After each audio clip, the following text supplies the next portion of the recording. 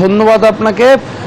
বাংলাদেশের ম্যাচের পর ভারত পাকিস্তান ম্যাচের হাইপ কিন্তু অন্যরকম এবং সেটি বলার অপেক্ষা রাখে না। এরই মধ্যে টিকিট বিক্রি হয়ে গিয়েছে।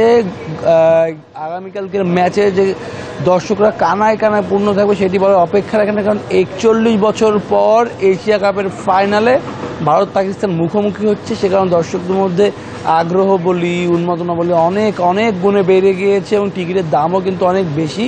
সাধারণত ম্যাচের টিকিটের দাম যেখানে 100 দিরহাম থেকে 120 দিরহামের মধ্যে বিক্রি হয় সর্বনিম্ন টিকিট, সেখানে কিন্তু এরই মধ্যে টিকিটের দাম 7 থেকে 800 দিরহাম নির্ধারণ করা হয়েছে। আজ দু দলই ফ্লাড লাইটের নিচে দুবাই স্পোর্টস সিটিতে অনুশীলন করবে এবং তারা তো অবশ্যই নিজেদের পরিকল্পনা সাজিয়ে নিতে যাবে। কিন্তু এবারে টুর্নামেন্টে দুর্দান্ত ছন্দ রয়েছে ভারত। গতকাল তারা শ্রীলঙ্কাকে হারিয়েছে এবং সুপার ওভারে হারিয়েছে।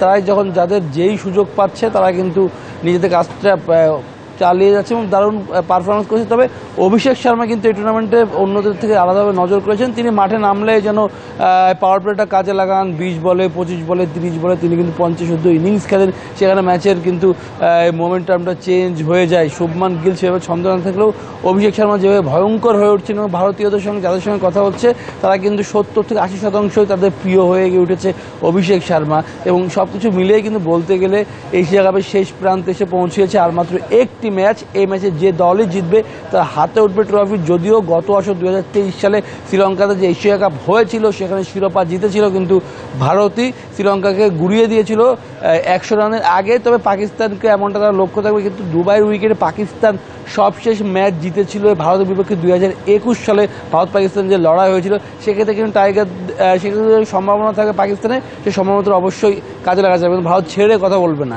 এই ছিল আমার কাছে এখন সর্বশেষ।